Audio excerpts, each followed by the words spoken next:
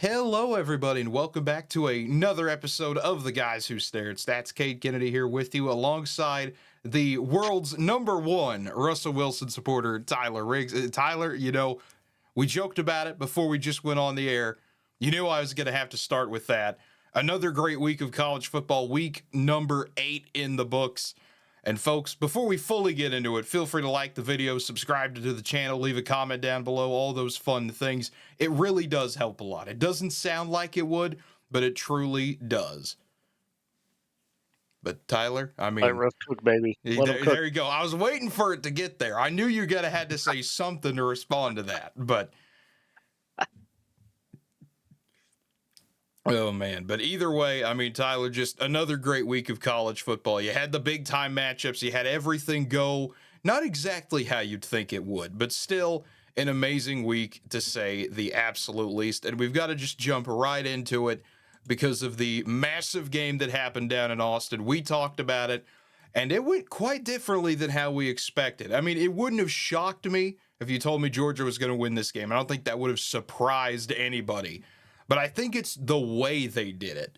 Just complete domination in the first half, 23-0 at halftime. It was a situation where Texas just, frankly looked like they had no idea how to do anything against Georgia's defense. And some of that is, ineptness from Texas a little bit. And a lot of that is just that's how good Georgia is when they bring their A game. Yeah, and, really impressed by the Georgia defense. I mean, we'll get into it a little deeper here, but outside of that third quarter or beer gate, Georgia defense was dominant, something that really I wasn't sure they were capable of this year. We talked about looked kind of soft, right? You had that weird game with Mississippi State. You had a lot of yards let to Alabama. You had some weird results the last few weeks, but man, they were dominant. You overcome 3 interceptions by Carson Beck. He did look great, but it didn't matter. He didn't need to be great. That Georgia D, Travis Etienne, bit of a throwback performance, if you will, for the Dogs. Absolutely. I mean, Trevor I was going to say Trevor Etienne having the you think of them, they almost are the same player. They kind of merge in your mind. They're both great running backs with nearly the same name. But like you mentioned, outside of really the third quarter, Texas had nothing going in this game. I mean, it was bad enough that Quinn Ewers gets benched momentarily. Arch Manning comes in, tries to provide turnover. Provides a spark for absolutely 5 seconds of the game, and then everything goes right back to normal for Georgia. It was as bad of a half I've seen Texas play in a long time. Maybe since, if you want to go back to the 2021 Kansas game or something, in terms of like just catastrophic, this is not what you expect Texas to be. And a lot of that is credit to Georgia. OU catastrophic. Yeah, not quite, but it was getting there for a moment. I think at one point it was Georgia had 17 points, Texas had 18 yards. It was something ridiculous like that. It was nasty. It was one of those, 4 turnovers for Texas to 3 for Georgia. Kind of just looking at the team stats here, you could see that, only a 26-yard difference between the teams. You'd think, okay, this had the potential to be a close game, but it never really felt like that. Once Georgia started building that big lead in the second quarter, I started to get almost worried a little bit for Texas. Like, if they don't come out and do something to start the third quarter, this might turn into a 30 to 40 point beatdown. Like, it felt like it had the potential to get that ugly. Credit to Texas. They rallied back. They battled, made it a game. And we have to talk about Bottlegate 2. I don't know. Do we call this Bottlegate 2? Beergate? I don't know what. I'm going with Beergate. You're going with Beergate. Okay. But I mean, just an amazing precedent set by the SEC refs that you actually, in fact, can throw things on the field and cause enough of a delay without getting penalized for it, apparently, to change the outcome of the game. If I would have known that last year in Stillwater, the amount of things I would have probably thrown on the field would have changed a lot if the Big 12 accepted that. But it's just, it's crazy that happened. I think ultimately at the end of the day, and I know we're probably going to disagree on this like we did the Virginia Tech Miami thing, I think the right call was made at the end of the day, but it's how we got there was the dumbest way possible. I am on the exact opposite of this where it was compared to the Virginia Tech Miami deal, because it was enough contact to where I could see why they made the call they did. Yeah. Not saying it wasn't close. You could argue its merits, but once you make that type of call, that's got to stick.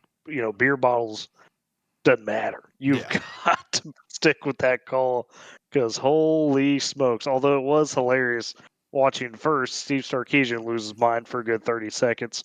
Then the beer balls happen. He said, "Hey, calm down, calm down." And then the call flipped, and then Kirby just absolutely go nuts, crazy as well. That was quality entertainment. I'm not gonna lie, but uh, man, yeah, as an officiating crew, that's bad. I mean, Cade, you've got family that's officiating crews. That wouldn't be allowed at a high school game, right? Like you can't Yeah, do that. That's number one rule. the idea of having a discussion to overturn the penalty in and of Oh, itself is fine. That can happen. That has happened multiple times before. But it's the idea that Texas essentially caused the disruption that I don't think would have yeah, happened anyway. And then Texas somehow does not get flagged for throwing things on the field. I mean, I feel bad for the Tennessee people. They got to throw mustard and golf balls and everything, and they got penalized for it. They should have just, why did Texas not? It doesn't make any yeah. sense and sets a horrible precedent. Of course, Texas now is going to get fined for it. Everyone's put out a statement from, officials to Matthew McConaughey himself to say he wanted to put out a statement saying I this. did see them again. Yeah, saying this isn't who we are, except it was because it happened. So it was just, that almost felt like more entertaining than anything that happened in the first half of the game. And that's almost what you want to see, though, if you're Georgia. You want to be that machine that just continues to bully over people, bulldoze, whatever adjective you want to use, just continue to steamroll people like that. This is the Georgia I wanted to see. This is the Georgia that, hey, play your A game.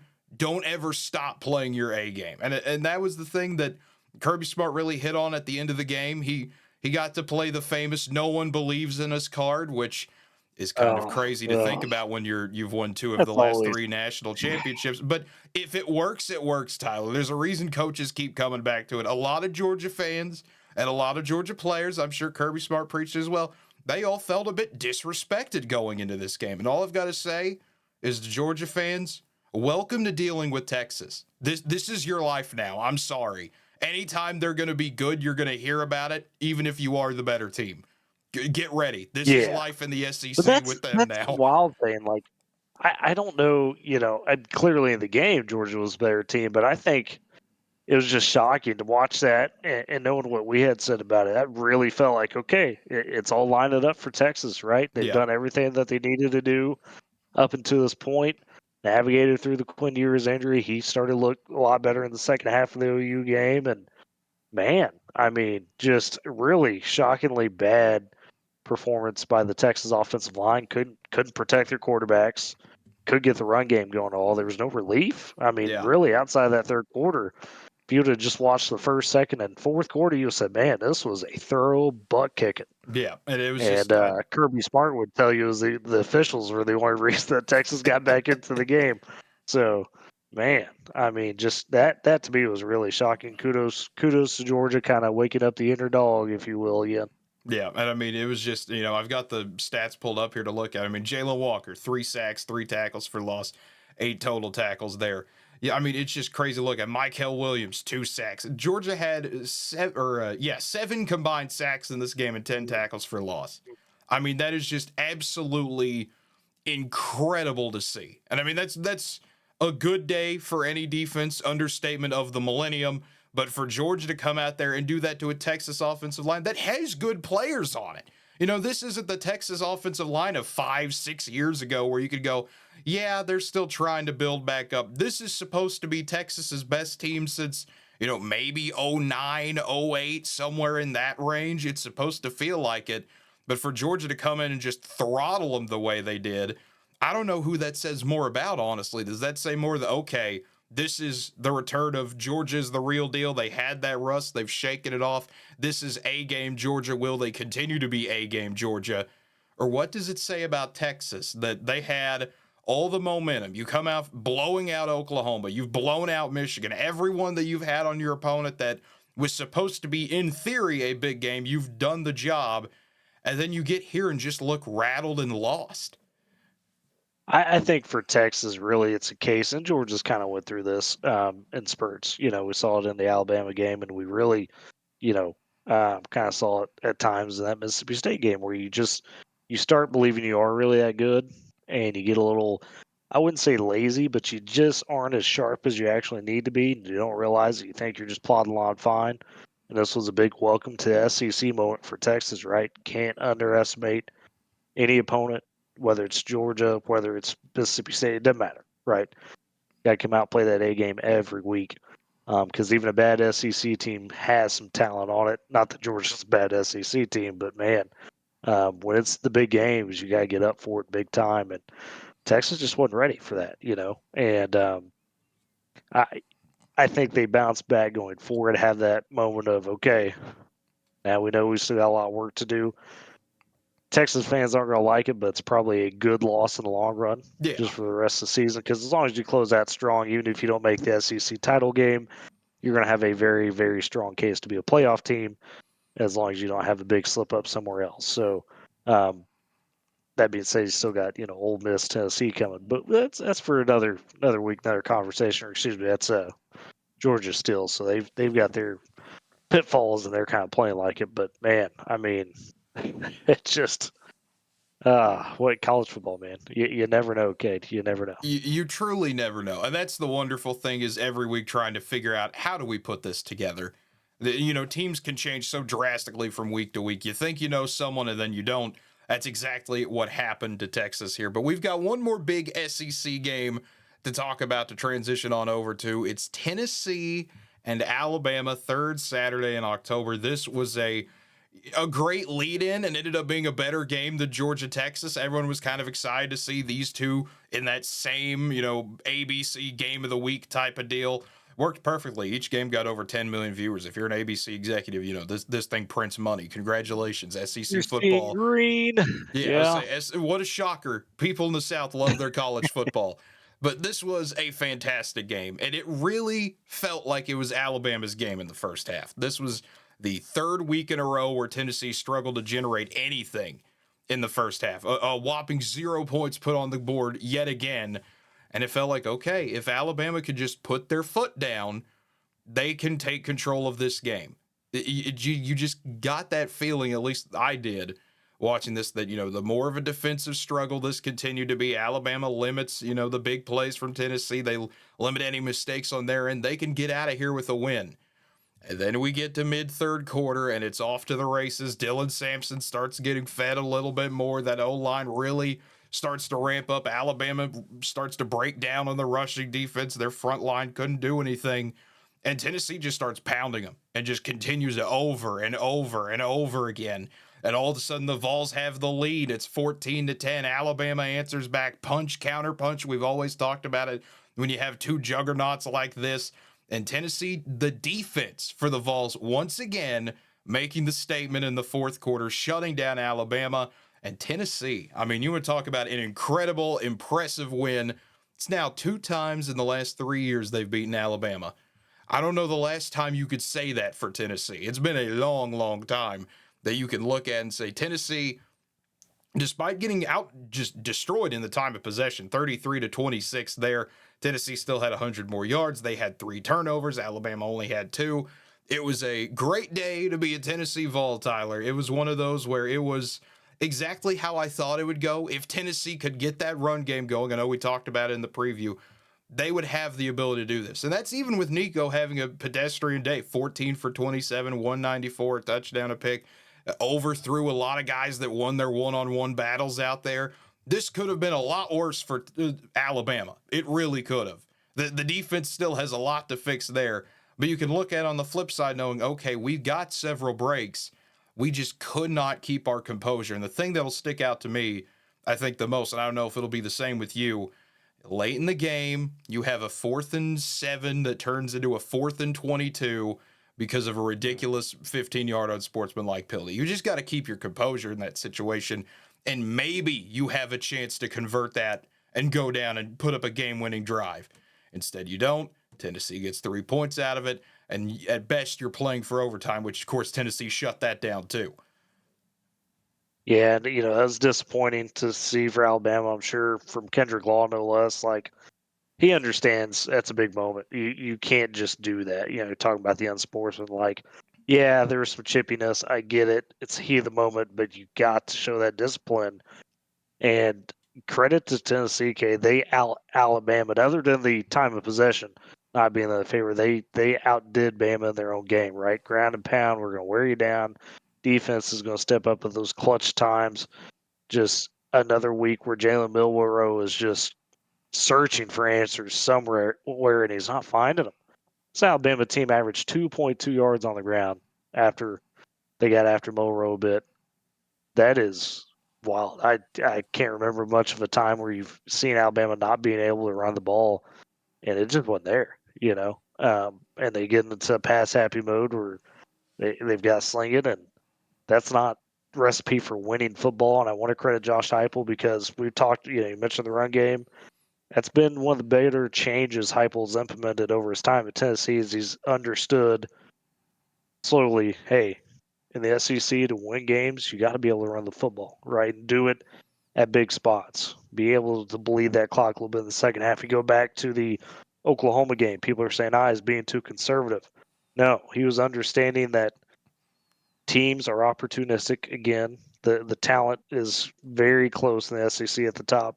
He knew how good that Oklahoma defense was. So he's saying, hey, second half, we're going to make sure that we don't lose this game. Yeah, it might get a little closer than you want, but we're going to do the right things to close this ball game. So big credit Tennessee and Coach Heupel for finding ways to get it done. I mean, that's what you ask of them, right? And you keep giving yourself a shot to be right in that playoff conversation. Absolutely. And then that's where Tennessee gets put in this thing. They are back up inside the top 10 this week. Obviously, we'll get to that a little bit more when we do our power rankings and things like that. But like you mentioned, I think one of the main points of this game, we talked about it already on the Tennessee rushing side. You mentioned it for Alabama. Just looking at the stats here, seeing Jalen Milroe with 0.8 yards a carry. Not 8, 0.8. 14 carries, 11 yards. That's unexpected for him. That's a guy that can pop out and make a big 5, 10, 15-yard run when he absolutely needs to. But Tennessee's defense, there's a reason why they're still the most efficient defense in the country. They are super effective at just about everything you need them to do. A killer defensive line, a linebacker core that could swarm, a good secondary as well. Tennessee, it really is the whole package this year. And this is the Vols team that I expected to come out and play on Saturday. Even though it was back and forth, you expect that in a game like this. Like you said, it's a rivalry game. It's going to get chippy too. But Tennessee, I just cannot be impressed enough with how they handled this game when it came down the stretch. Just hold on to the ball. Just keep letting Dylan Sampson continue to fight for extra yards, continue to let him pound through. Deshaun Bishop had only 5 carries, but he made a big impact, averaging 7 yards on the ground. This was a fantastic win for Tennessee, and really just one of those when they had struggled so much in the past few weeks. Both teams really needed this win. We're going to talk about it more when we do the preview later on in the week, but it's weird seeing Alabama with that 5-2 record. It's been And so long back that to the they've had rankings two. like they are. Yeah, it's been so long since they've had 2 losses before November. They are on thin ice now, which is something I don't think anyone expected to say at this point in the year. No, and the stat, Kate, you mentioned so long since 2 losses. I'm sure you saw the stat. And for those who didn't see it, first time since 2007, Alabama's had more than 1 loss Yeah, before November. which was Nick That is a Saban's first crazy year. stat. Yes. That was a 16 season streak, tied for the longest. I believe it was Michigan they tied with? Or no, not Michigan, maybe Nebraska. Nebraska. Yeah. Um, Tied that streak, and that is incredible.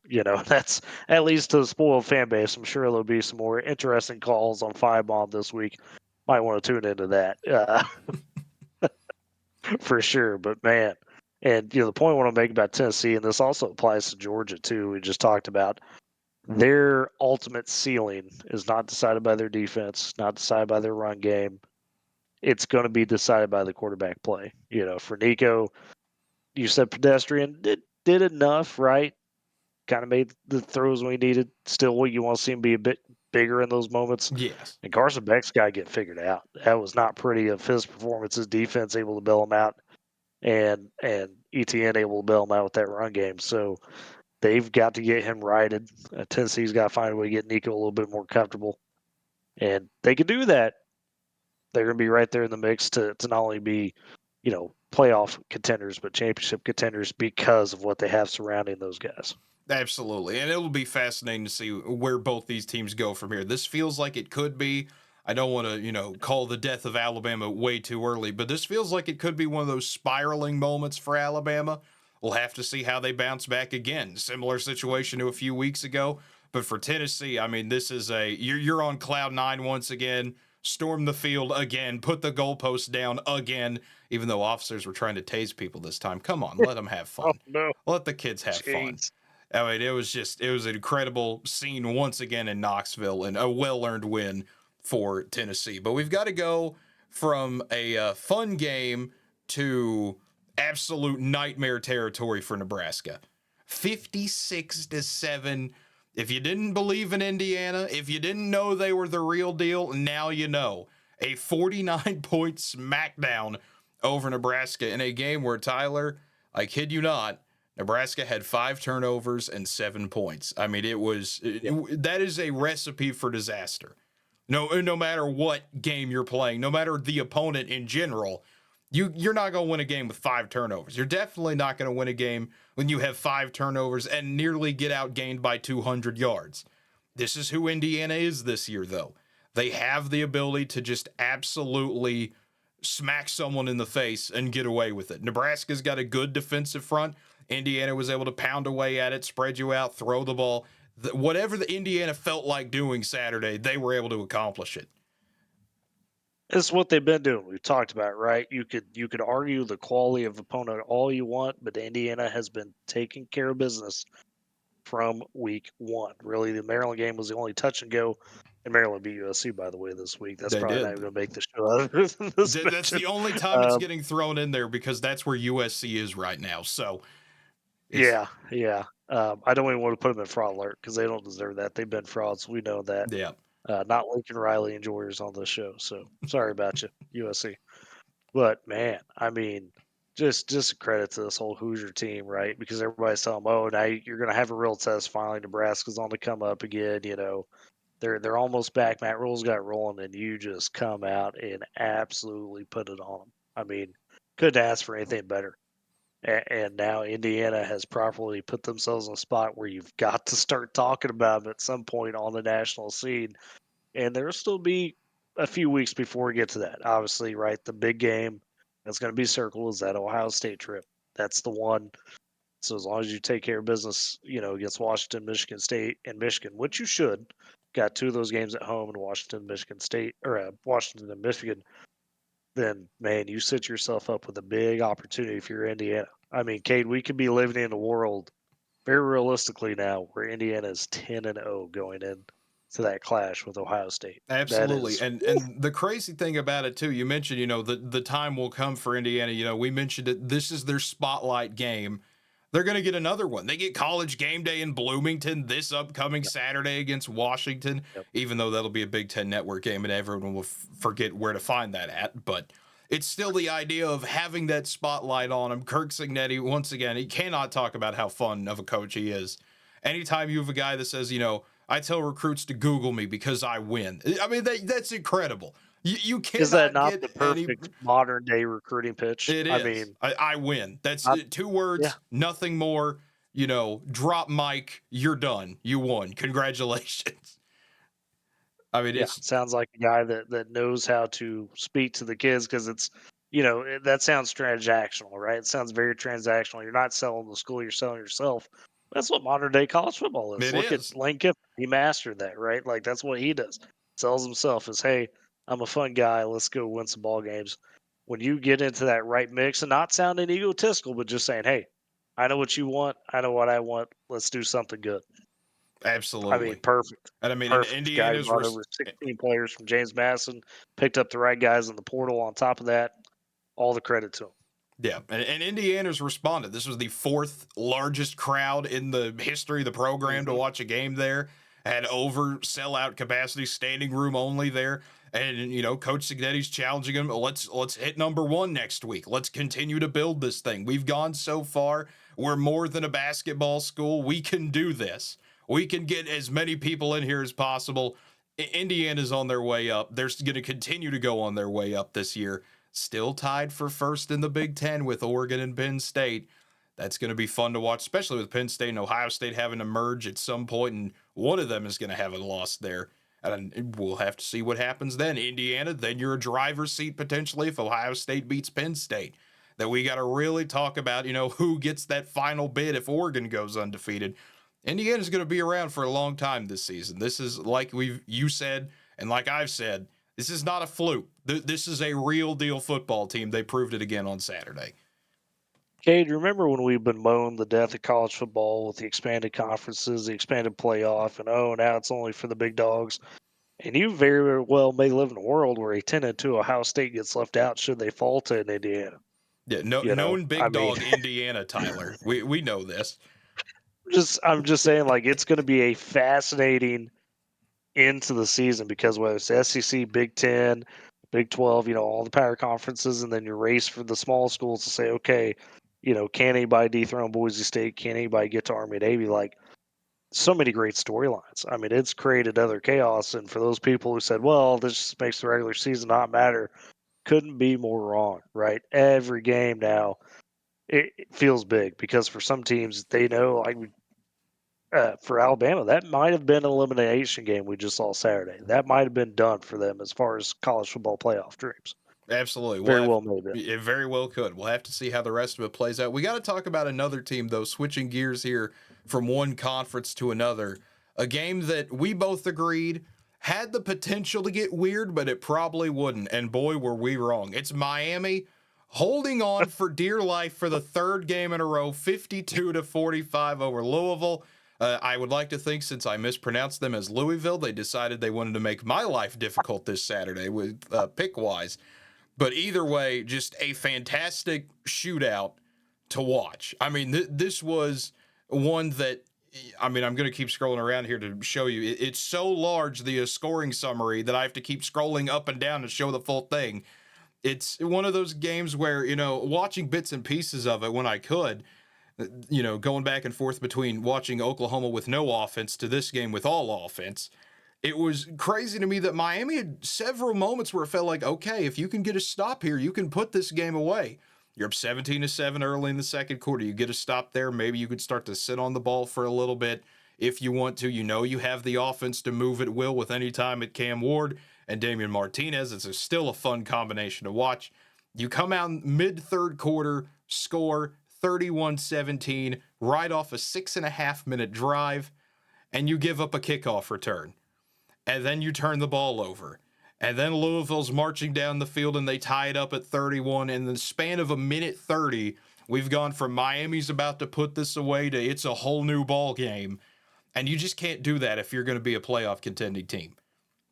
When you're playing a team. But if you're in the ACC, Cade, you definitely can. Although I tell you we'll what, have to at this see. point, it almost feels like surely the Miami defense can't be this, and special teams can't be this chaotically bad at times, right?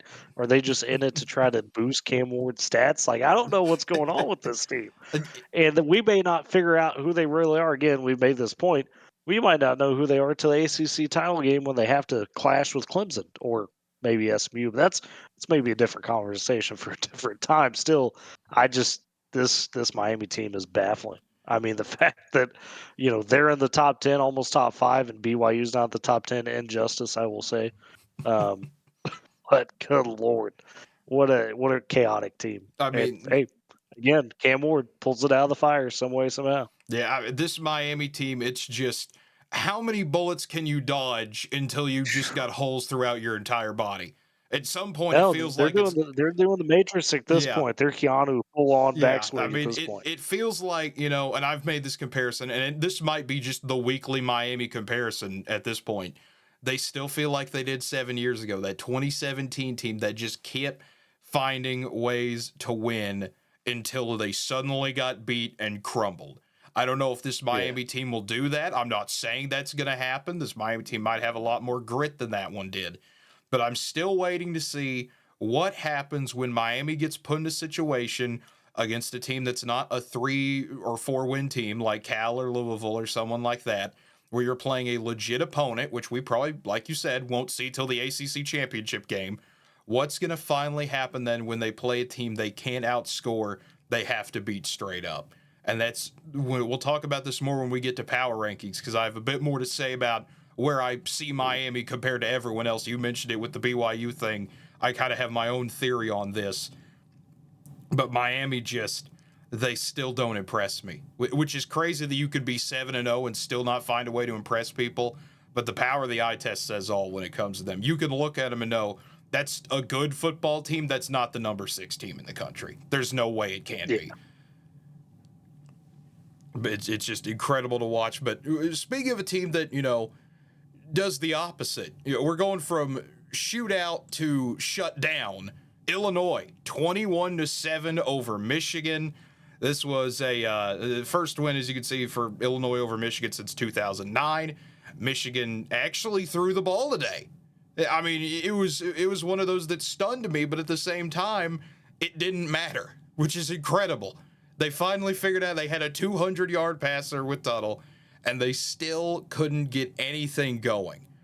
I mean, it's just now they can't run the ball, and that's what Illinois wanted to do. 3 turnovers for Michigan. Well, not to say Michigan couldn't run the ball. It's just Illinois' defense is good enough that they could stop you and make you play the embodiment of Big Ten football. It's 6-0 midway through the second quarter, 13-0, 13-7. That's a Big Ten game. That's what Brett Bielema wants to do with Illinois. We've talked about it a lot this season with them. This is who the Illini want to be. Can you win a game in the trenches against them? It's extremely difficult to do, and Illinois got another big win to get to 6-1, setting up a huge test for them at Oregon next week. Yeah, and we'll get to it on the preview. That got a bad feeling in my stomach about that. But anyways, at least for this week, Illinois, honoring Big Ten football, like you said, with how they operated, and really, it's on the resume. It's a top 25 win, but probably one that should have been, just because Michigan should in no way, shape, or form been right coming into this. But hey, Illinois is like, we can only do what you put in front of us, and they got it done. So credit to them again. And I'm really curious to see kind of how things, when we get to it, we talk about that game against Oregon, could be interesting. Yeah, and it's just crazy to look at here with the box score, where Illinois was the team that couldn't throw the ball. 9 for 18, 80 yards passing, good a touchdown. It's just he's had some great performances. I know. This season. He's had some. We talked about it though. All Illinois has to do, if you're Altmaier, is be a game manager. You can throw for 80. You can throw for 280. As long as you're out there not making any horrific mistakes, your defense is good. Your run game is great. You're going to be fine. And that's exactly what happened here. Michigan just had mistake after mistake. You have the interception from Jack Tuttle. You had 3 fumbles, 2 of which were recovered by Illinois. It was a long day for Michigan and a long overdue day that they're finally out of the top 25 this week. But Tyler, it is time to get to our next segment, our Champions of Life of the Week / Fraud Alert. And we're going to do something a little bit different, at least for my end of it, because this week we have multiple Champions of Life of the Week, because we had a week unlike any other that I can think of. 3 different number 1 teams lost this week. That is right. In FBS, FCS, and Division II. So shout out to Georgia, North Dakota State, and even Ouachita Baptist, a team that I've actually seen in person this year. Ouachita Baptist, fun team. North Dakota State beating South Dakota State to get the Dakota marker back. That was a primetime ESPN2 game, by the way. That was a fun one to watch, a good defensive war there.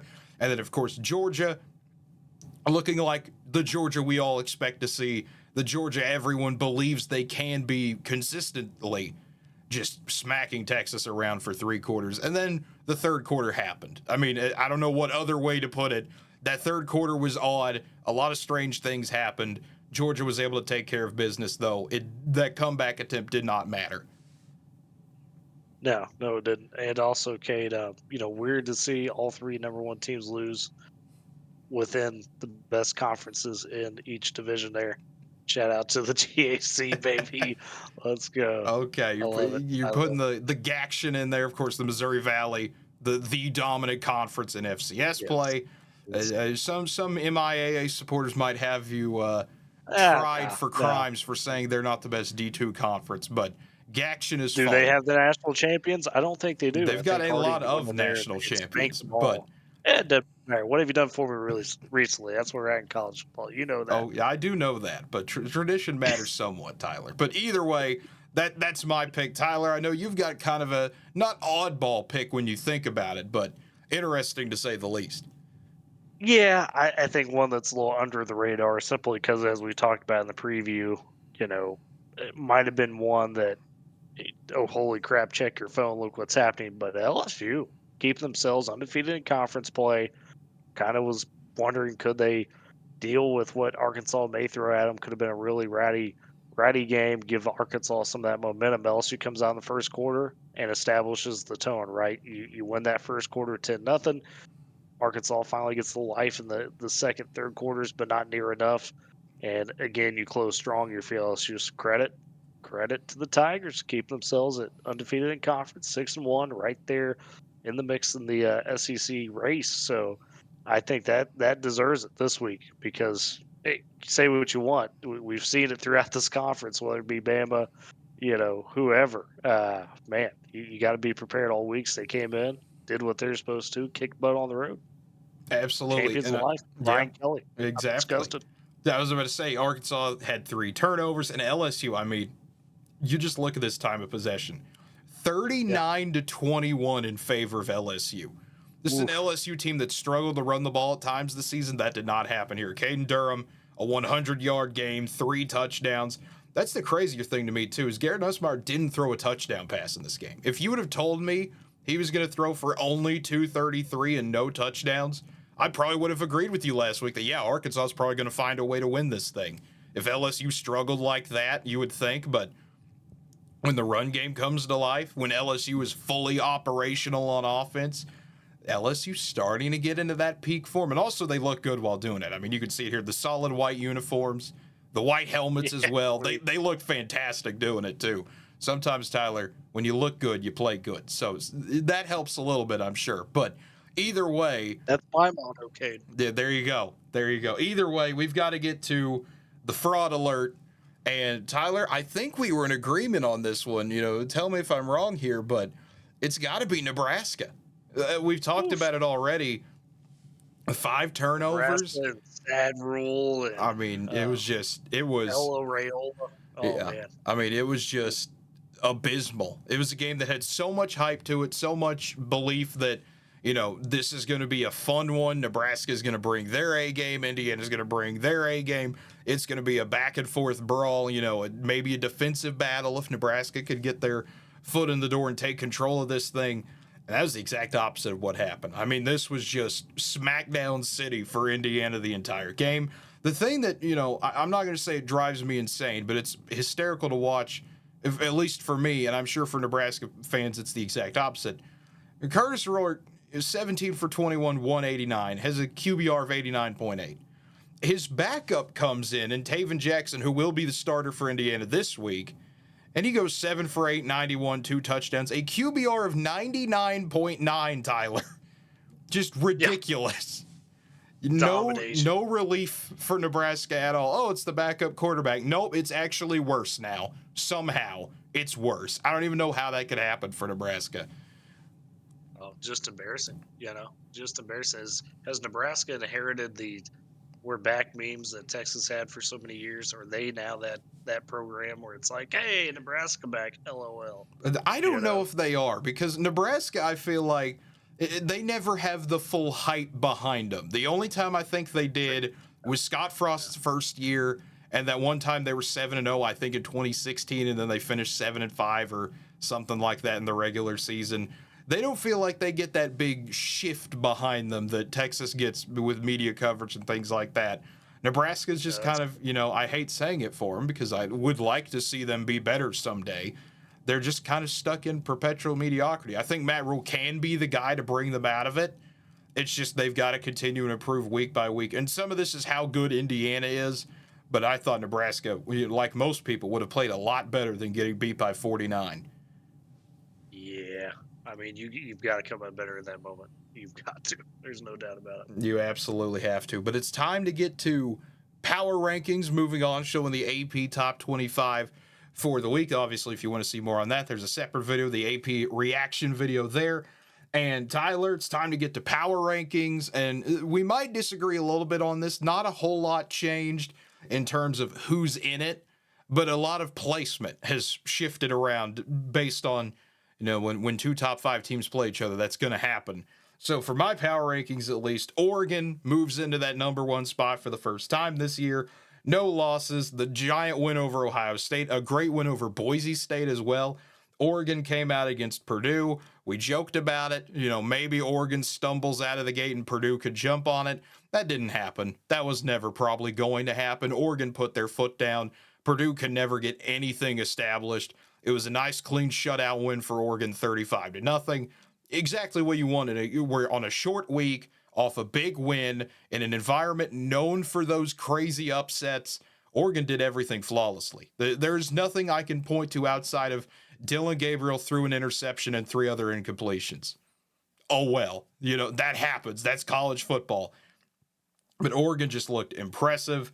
Number 2, I've got Georgia. You're going to jump up when you get that big win over Texas and look great doing it. The defense, absolutely diabolical, I guess is the best way to put it, against Texas. They're just 7 sacks, 10 tackles for loss, just eating them up the entire first half and back into the fourth quarter. Georgia looked great. Penn State number 3 and Ohio State number 4. They were both on byes this week, so they're going to stay right where they are.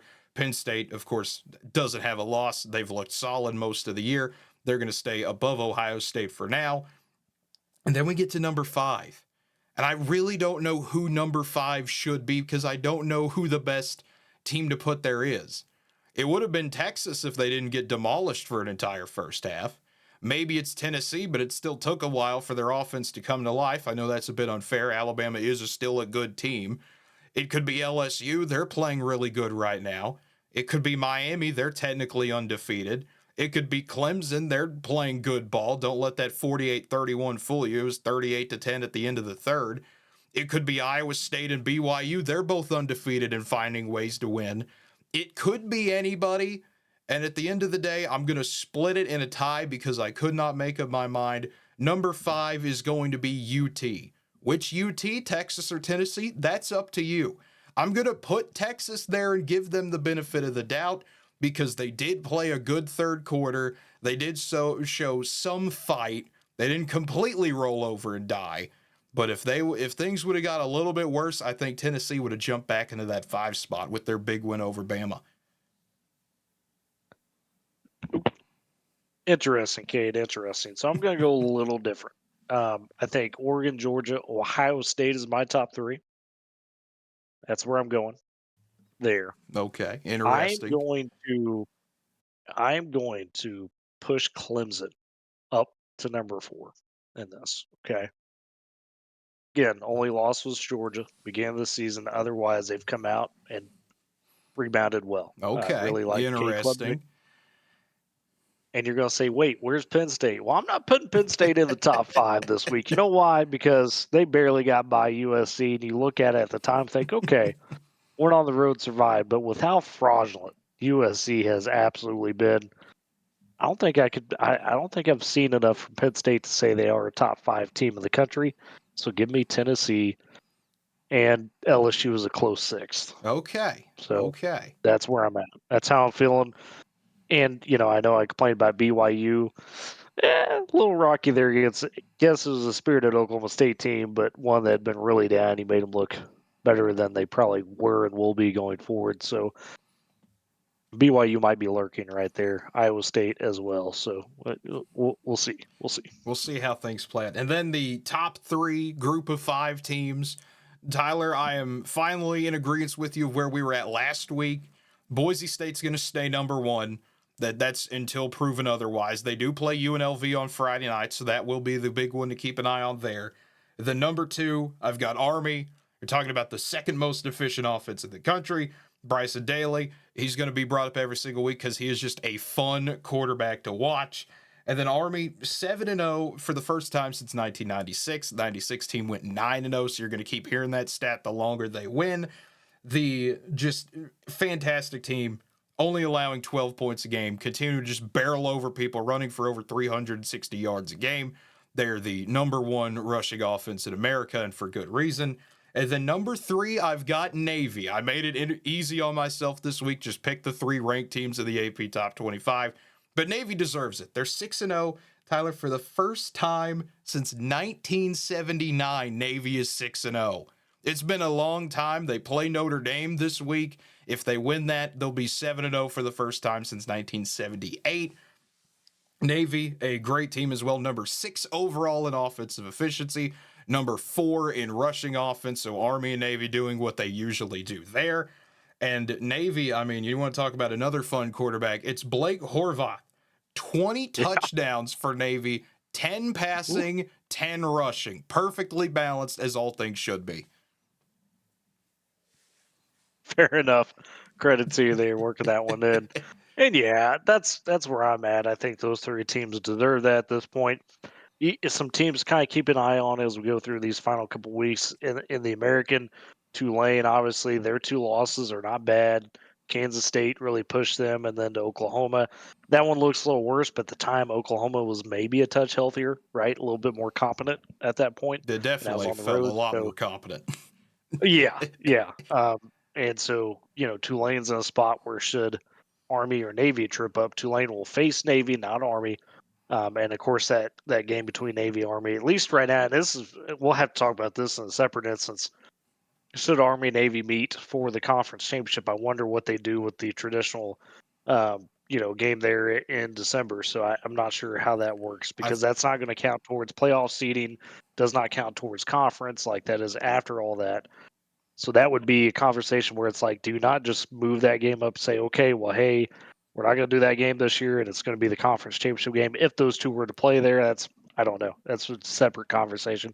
But Tulane in a good spot to capitalize and could control their own destiny should Boise State trip up. Um, and then otherwise, outside of that, Liberty, people don't want to talk about them. 5-0, I get it. They've been okay, and they're not really. I mean, they haven't beat anybody, they haven't played anybody, so that it's I gonna can be like understand, that like, though. That's just how they are yeah, in being in Conference USA. yes. Well, and if they had a little bit more domination on the schedule, fair, but they just haven't even dominated opponents. So I think they're deserved kind of out of the picture right now a little bit. And so that's how I'd be looking at it for those teams just outside the ranking. Then UNLV, we've talked about it in previous weeks where they're going to have a chance to control their destiny. And they've still got that ahead of them, of course, against Boise State. But boy, Ashton Jeanty might go for 300 yards in that game. I don't know. He very well could, and that brings up the Heisman top 3. And I mean, that's something that, again, hasn't really changed a whole lot in my mind. Ashton Jeanty is a bye week for Boise. They didn't play anyone, so he's going to stay number 1. Unless he has the worst game ever and has like 15 carries for 2 yards, he's going to be the front runner. He's on an insane tear. I don't know how many weeks in a row we're going to have to continue to say this. And then you could really put whoever you want at number 2. I've still got Dylan Gabriel from last week because he had a great game, 21 for 25, 290, 2 touchdowns. Cam Ward still at third because he is dragging Miami with him, 21 for 32, 319 through the air, 4 touchdowns, had 29 rushing yards as well. Nothing changed in my book. Travis Hunter's firmly out of it, and a lot of that's not his fault. He's been dinged up some of the past few weeks, but it only had 2 catches for 17 yards. He's firmly falling out of it, but like I said, some of that not his fault. Yeah, but you can't go on a podcast or an appearance and be like, "Oh, hey, I deserve to be number 1 in the Heisman race, buddy. You got to be in the game. I That's know you're true. playing 2 That is ways, but true. you got to be at least part of that." Uh, and yeah, as much as I want to, get spicy and throw somebody out of that top 3 that you just laid down, I can't. I think Gabriel's deserved at this point, right? Number 1 team in the country, being uber efficient. Cam Ward, for better or for worse, say what you want about how they win. He's putting up gaudy stats and making incredible plays to get them the win. So at the end of the day, you can't really disagree too much with that, I think. Yeah, it just feels like they're going to be the big 3 until someone comes out of nowhere or one of them catastrophically falls off, which at this point in the season may not happen with how everything's working its way out. But Yeah. it is time to get to the best of the rest, and we've got to start with 2 games in the Big 12 that went the exact same way. Iowa State, a 38-35 win over UCF. This was a game that I know a lot of people didn't really pay attention to because Georgia Texas was going on, but this was a dogfight. This was more than a dogfight. This was an oddity, to say the absolute least. Rocco Beck looking maybe the worst he's been all year, maybe one of his worst performances ever in terms of 20 for 46. Still had 274 and a touchdown, but threw 2 interceptions as well. Did have 20 carries for nearly 100 yards and 2 touchdowns. But UCF, I mean, everyone, once again, RJ Harvey is still that guy. Everyone's forgot about him because UCF's a 3-4 team now. But when you have 25 carries and you're 4 yards away from 202 TDs, I mean, he could have not have played a better game if you wanted him to. UCF also had, a pick 6. They should have had 2 pick 6s, but you dropped the ball at You the dropped 1 the yard ball line. at the I one. don't know how we're still doing that, Tyler. That feels like that was a Why? thing 8 years ago. But Iowa Oh, State and man. UCF both had 2 turnovers. And if you've not seen the final drive that Iowa State went on, it was a thing of beauty. This was an Iowa State team that kept trying to claw back the entire game, had a lead, lost it, really lost it, got behind, got way behind. It looked like they were on the verge of, if something doesn't change, they might get blown out.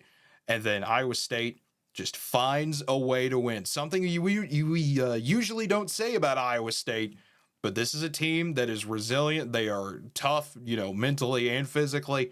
They're going to find a way to win. It doesn't matter the situation, at least so far this year. They are 7-0, and they're still undefeated in conference play. This is easily one of the best Iowa State teams, I think, put together. Besides that COVID year Fiesta Bowl team, this feels like that Iowa State team. That if they want to make a contention for best Iowa State team ever, Tyler, we might actually be looking at it. We might. And the crazy part of that is, in the past, under Matt Campbell, they've had legitimate NFL talent. And we scratch our heads and go, okay, they should be putting it all together. And then it just hadn't happened, right? Where they've had spurts, but it just hadn't fully come to be. So for this team to achieve that type of praise of, hey, this might be the best team, that's pretty special considering, how much NFL talent on it truly is still be to seen, I guess. But Cade, I almost put them in, win of the week just because for all the reasons you mentioned, got it done when the backs were against the wall. That's a big thing in college football and football in general. Can you do it when you're not playing your A-plus game? It was clear as not that for Iowa State, really on both sides, and found a way to pull it out. And that final drive, man, I watched that one down the stretch. That was gorgeous. Rocco, man, at the end just saying, you know what, we're getting this touchdown, and then we're getting the 2-point. I mean, clutch, despite his, not best day, got it done. Really liked that win for Iowa State. Absolutely. I mean, this was not an old school game in terms of, the feel of it. Iowa State threw the ball 46 times, but in terms of rushing, you look at the stats for it. UCF 354 on the ground, Iowa State 256 on the ground. This was just back and forth. Who's going to outrun the other? And UCF, I mean, it's just crazy looking at it. Only had 8 completions the entire game. Like this is what UCF has, I don't want to say devolved into, but Gus Malzahn, I mean, can you call someone a wizard for finding a way to even be competitive in a game like this? With everything that's happened at UCF, it feels like Iowa State should have been able to run them out of the building, but it did not happen. Iowa State had to fight and claw their way through it like every other team that's had to go through the ringer in the Big 12. But for Iowa State, like you mentioned, just a gutsy win. Incredible. Carson Hansen, phenomenal game. Anytime you're able to average 10 yards a carry, you're doing something unbelievably right. A big win for Iowa State, to say the absolute least. But we've got another game. Tell me if you've heard this one before, Tyler. A Big 12 game with a ranked opponent playing in a back and forth situation that comes down to the final seconds that ends 38-35. Sounds a lot like what we just talked about, but it happened on back-to-back nights because BYU did the same thing against Oklahoma State, 38-35. It was this. Look at this win probability chart here, folks. I mean, you very rarely see it go from straight up to straight down, and there's a good reason for that. Just look at the scoring summary here. Oklahoma State scores with 1:13 left to go in the game, and this is an Oklahoma State team that is not very good this year. Defense has had issues. Offense has had issues. They switch quarterbacks. Garrett Rangel comes in place of Alan Bowman. Rangel then gets hurt right before halftime, so Bowman has to come in anyway. Ollie Gordon is back now. He finally got going. The offensive line decided to block for him today, so that was wonderful to see for Oklahoma State fans on Friday night. But BYU, despite everything going against him, an 8.5-minute drive to suck all the air out of the stadium, which was an amazing atmosphere in Provo, by the way. It always is late at night. But BYU found a way to scurry on down the field, and it's a 35-yard pass with some great moves by Darius Lassiter to get in the end zone, by the way, and just completely changed the dynamic from a lot of people saying, man, how good is BYU really, to, okay, they're a tough team. They're going to be resilient. They're just like we said about Iowa State. They may not look the best at times, but they're going to find ways to win. Yeah, and credit to the I want to say BYU defense, because there was times that first half where you could tell Oklahoma State had really, changed some things up, got a lot more creative, knowing that Garrett Rangel was going to be their guy in terms of leading them that game. Fortunately, he gets hurt, but then you get Bowman come in and really not do a bad job of executing, that same type of offense, knowing that's not his game. And there was a lot of really good creativity and misdirection in there that helped get Ollie some big runs. And if you're an OSU fan, you're going, where has this been? Right? Like, where has Absolutely. this creativity in the offense been? That's got to be frustrating. But BYU found a way. Yeah, you give up that 8-minute touchdown drive. That offense on a night where, again, similar to Iowa State, maybe not your best play from your quarterback, but you go and just find a way. And Oklahoma State's got to have a serious conversation about their tackling. That looked like some college football 25 tackling. It was bad on that touchdown play. But what a scene that is when you walk into the end zone, walk it off essentially with 11 seconds, and that camera is just gyrating because that place was absolutely unglued. I mean, it was unbelievable. The second he caught it, the Lassiter catches it at the 15. It was just like oh my gosh, they're actually going to find a way to, and then he breaks away and gets out in the open, and I was just left dumbfounded because this Yeah, was, you're thinking, oh, they're gonna tie it, and then he just breaks all those tackles, yeah, and they're diving at the I feet, was and it's thinking like, like, what? oh yeah, it was one of those like, okay, it's going to be 35-31. They're going to be at the 15-yard line. They're going to have an actual shot at this thing. Nope, it's over. Before you could even think about that, one cut, gone.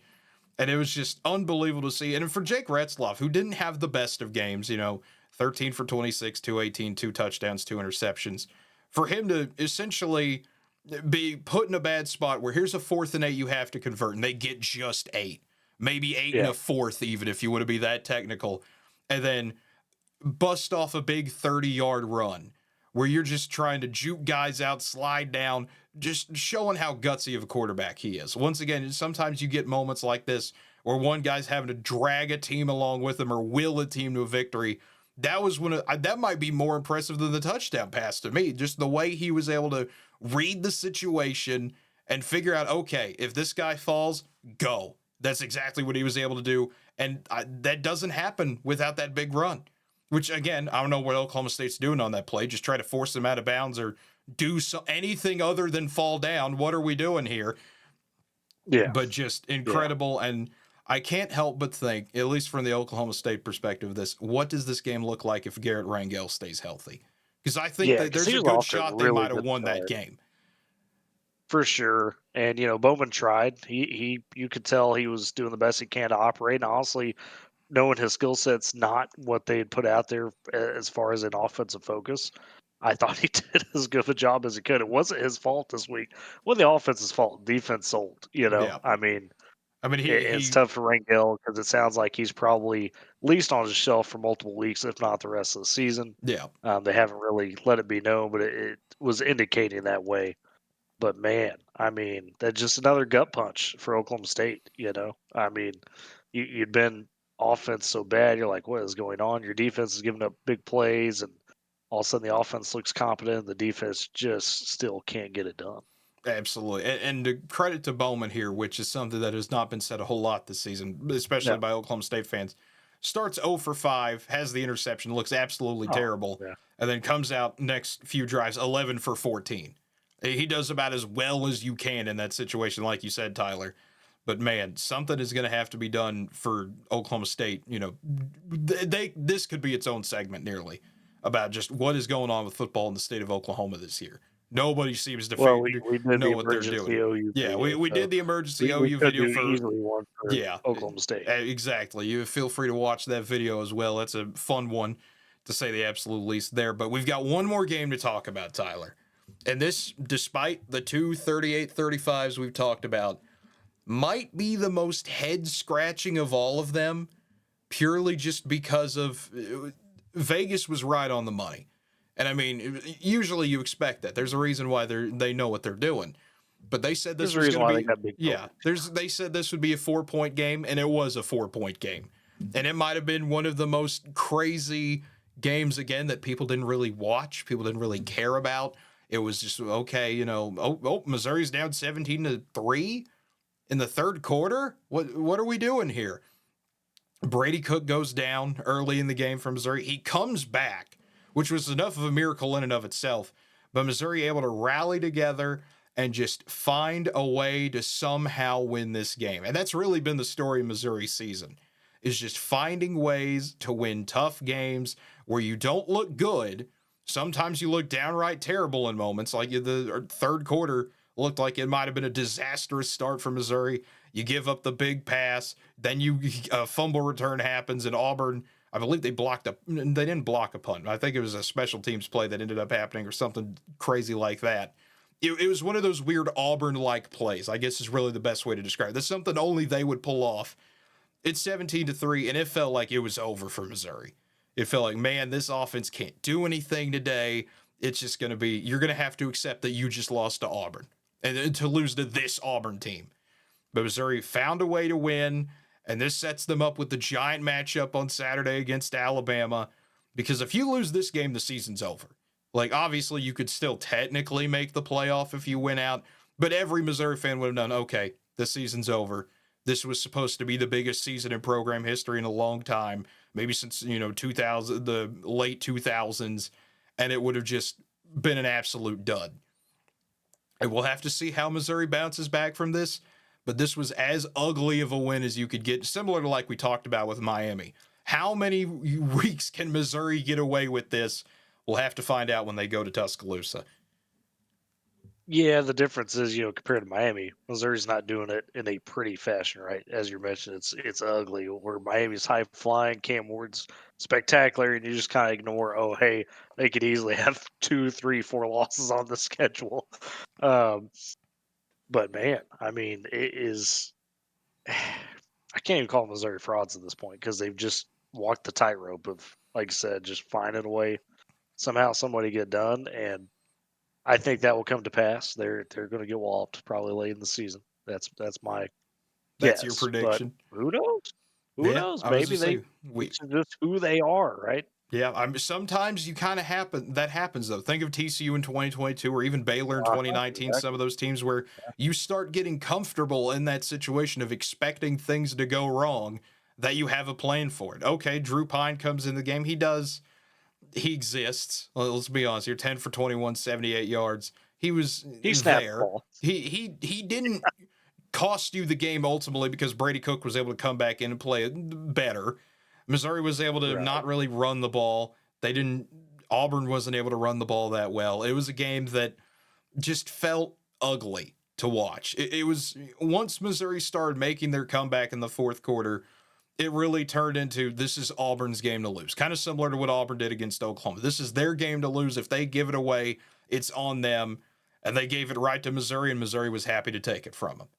And that's the Auburn story could of also be Auburn having football this year. Yeah, could be having a really different season with when you go back and look at how some of these games played out. There's no question. But it's the difference between a good football team and a mediocre one. So Absolutely. A good team, despite all the odds, will find ways to win. And that's what Missouri, once again, was able to do. But, folks, as always, thank you for watching another week in the books, Tyler. I mean, just a fantastic week of football, as always. But feel free to like the video, subscribe to the channel, hit the notification bell to always be notified when new videos come out, and leave a comment down below. Like I said earlier, you wouldn't think that means a lot, but it really does. It helps with, people finding the channel, all those great things. But folks, until next time, have a good one, everybody.